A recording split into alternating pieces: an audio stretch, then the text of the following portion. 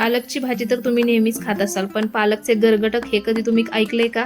मी आज तुम्हाला माझी रेसिपी सांगते. मी इथे पालक स्वच्छ धुवून घेतली. आता कुकरमध्ये तूर डाळ, मूग डाळ, थोडेसे शेंगदाणे व मटार घातले. आता हे सर्व स्वच्छ पाण्याने धुवून घेतले.